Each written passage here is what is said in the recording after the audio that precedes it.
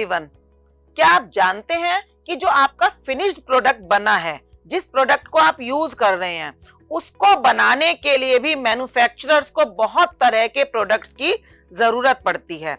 और इस तरह के प्रोडक्ट्स को जो मैन्युफैक्चरर्स यूज करते हैं उन्हें कहा जाता है इंडस्ट्रियल प्रोडक्ट्स। और आज की वीडियो में हम इसी के बारे में बात करने वाले हैं कि कौन कौन से गुड्स हैं जो बिजनेसेस को यूज करने होते हैं और वो किस तरीके से यूज किए जाते हैं। आइए सबसे पहले समझते हैं इंडस्ट्रियल गुड्स क्या होते हैं। इंडस्ट्रियल गुड्स और प्रोडक्ट्स वो प्रोडक्ट्स हैं जो किसी बिजनेस के ऑपरेशंस में काम आते हैं और इनको हम इंटरमीडिएट प्रोडक्ट्स या इंडस्ट्रियल गुड्स भी कहते हैं। आइए देखते हैं ये कितनी तरह के हो सकते हैं। ये हो सकते हैं या तो रॉ मटेरियल्स के रूप में, या मैन्युफैक्चर्ड पार्ट्स के रूप में, या कैपिटल गुड्स के रूप में, या फिर किसी सप्लाईज के रूप में। आइए देखते हैं कि ये अलग अलग किस तरह के हो सकते हैं। रॉ मटेरियल्स वो इनपुट कमोडिटीज हैं जो बिजनेस अपने फिनिश्ड प्रोडक्ट को बनाने के लिए काम में लेता है। Means they are converted after value addition by the business into some other product. ये ज्यादातर प्राइमरी इंडस्ट्रीज से एक्वायर किए जाते हैं। इसमें एग्रीकल्चरल प्रोडक्ट हो सकते हैं जैसे कि व्हीट, पल्सेस, वेजिटेबल्स या स्पाइसेस। ये डेयरी प्रोडक्ट भी हो सकते हैं जैसे मिल्क, कर्ड, बटर या कोई घी।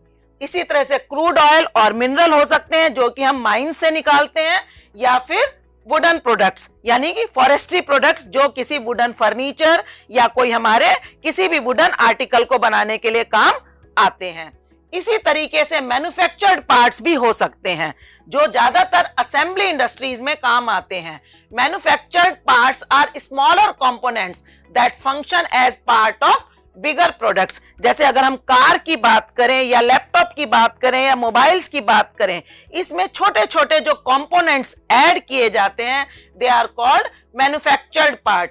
जैसे ball bearing, semiconductors, wheels, seat covers, motherboards, screen, बहुत सारी ऐसी चीजें हैं जो स्मॉलर पार्ट्स के रूप में अदर मैन्युफैक्चरर से खरीद कर उनको असेंबल किया जाता है किसी नए प्रोडक्ट को बनाने के लिए। इसी तरीके से हमारे कैपिटल गुड्स हो सकते हैं। कैपिटल गुड्स वो गुड्स होते हैं जो किसी बिजनेस की अर्निंग कैपेसिटी को इंक्रीज करने के लिए यूज किए जाते हैं और ये बिजनेस के ऑपरेशंस में बहुत ज्यादा हेल्पफुल होते हैं। ये जो गुड्स होते हैं ये बिजनेस के फिनिश्ड प्रोडक्ट का पार्ट नहीं बनते, लेकिन उस प्रोडक्ट को बनाने के लिए इनकी बहुत ज्यादा जरूरत पड़ती है।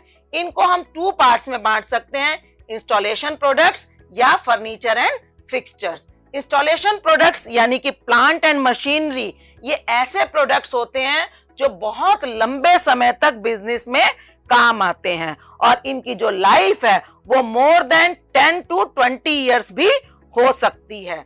और फर्नीचर एंड फिक्सचर या जो इक्विपमेंट्स होते हैं, छोटे ऑफिस इक्विपमेंट हो सकते हैं, इनकी जो लाइफ है वो शॉर्टर होती है। हो सकता है इनकी लाइफ 2 इयर्स हो या हो सकता है इनकी लाइफ 5 या 10 साल हो। इसी तरीके से अगर हम सप्लाईज की बात करें तो supplies are those operational material that facilitate business operation but do not end up in the final product. जैसे कि ऑयल, ग्रीस जो हमारी मशीनों को सही तरीके से चलाने के लिए काम आएगी, जो हमारे जो फाइनल प्रोडक्ट है उसमें तो वो नहीं यूज होगी, लेकिन उसको बनाने के लिए हमें इन प्रोडक्ट की जरूरत पड़ती है। आइए अब हम इंडस्ट्रियल गुड्स के बारे में जान गए। आपने कंज्यूमर गुड्स के बारे में भी समझा है कि कंज्यूमर गुड्स क्या होते हैं, वो गुड्स जो हम एंड यूजर्स यूज करते हैं। आइए दोनों में देखते हैं डिफरेंस क्या है।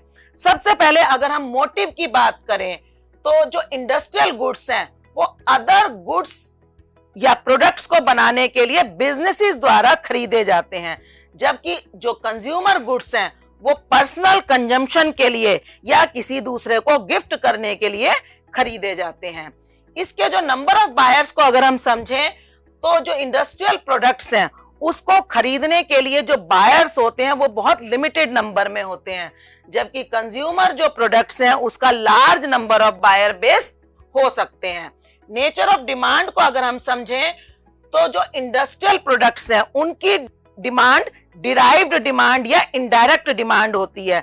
मींस इनकी डिमांड तब बढ़ती है जब उनके द्वारा बनाए गए जो कंज्यूमर गुड्स हैं उनकी डिमांड बढ़ जाए। अगर उनकी डिमांड नहीं बढ़ेगी तो इंडस्ट्रियल गुड्स की डिमांड भी नहीं बढ़ेगी। जबकि जो कंज्यूमर गुड्स होते हैं उनकी डायरेक्ट डिमांड होती है। मींस कंज्यूमर को जब भी उस प्रोडक्ट की जरूरत होती है वो उस प्रोडक्ट को खरीद लेता है। इसका जो बाइंग डिसीजन है that is influenced by the technical specification and goodwill।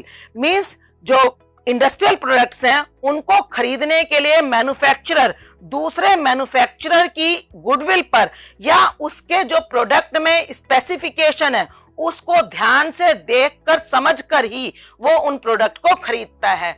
जबकि जो कंज्यूमर गुड्स हैं वो ज्यादातर एडवर्टाइजमेंट या प्रमोशन स्कीम्स से भी इन्फ्लुएंस हो सकती हैं। और इस तरह से इंडस्ट्रियल गुड्स और कंज्यूमर गुड्स का अंतर समझने के लिए आप इनको कैसे कैटेगराइज करेंगे? कैटेगराइज करने के लिए आपको परचेजर का मोटिव समझना जरूरी है। अगर परचेजर उस प्रोडक्ट को पर्सनल यूज के लिए खरीद रहा है तो it means it is a consumer product. और अगर उसी प्रोडक्ट को परचेजर अपने बिजनेस में यूज करने के लिए खरीद रहा है तो it becomes an industrial product. इस चीज को हम एक एक्टिविटी के थ्रू भी समझ सकते हैं। और इस एक्टिविटी में आपको दिए गए हैं कुछ प्रोडक्ट्स और साथ में दिया गया है परचेजर का मोटिव। और आपको परचेजर का मोटिव देखते हुए डिसाइड करना है कि वो प्रोडक्ट एक कंज्यूमर प्रोडक्ट है या वो एक इंडस्ट्रियल प्रोडक्ट है। जैसे कि CCTV cameras to supervise the business activity. Means CCTV cameras को बिजनेस एक्टिविटी के लिए परचेज किया गया। It means it is industrial product.